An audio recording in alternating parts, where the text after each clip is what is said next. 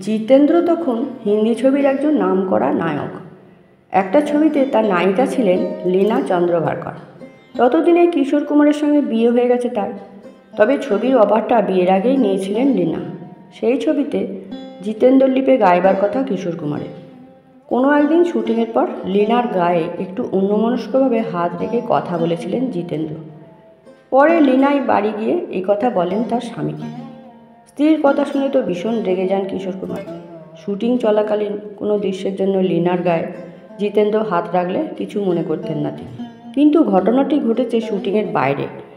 কিশোর কুমারের মনে হয়েছিল এই কাজ ইচ্ছে করেই করেছেন জিতেন্দ্র। একবার মাথা গরম হলে কিশোরকে ঠান্ডা করা মুশকিল ছিল। তার মেজাজের সামনে বড় বড় প্রযোজকও ভয়ে কুঁকড়ে থাকতেন।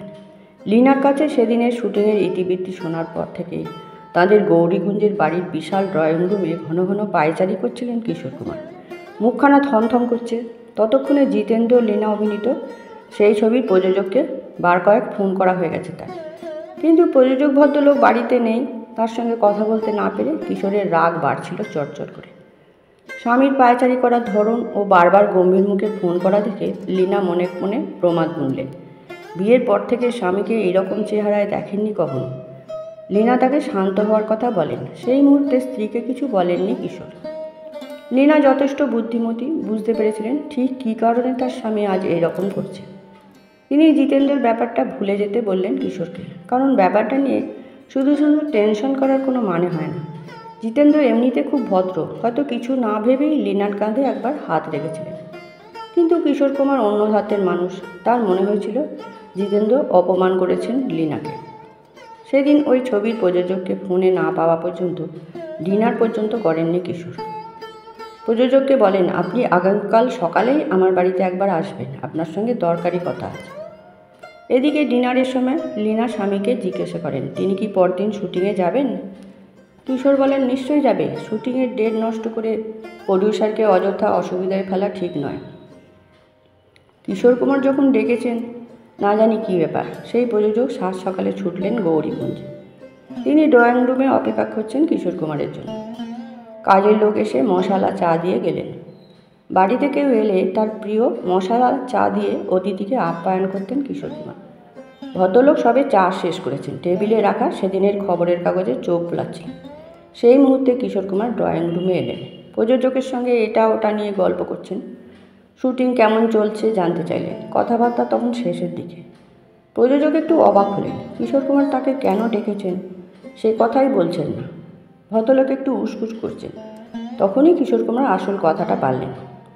বললেন, আপনার ছবিতে আমার গাইবার কথা ছিল, আপনি কিছু মনে করবেন না, আমি গাইতে পারছি না।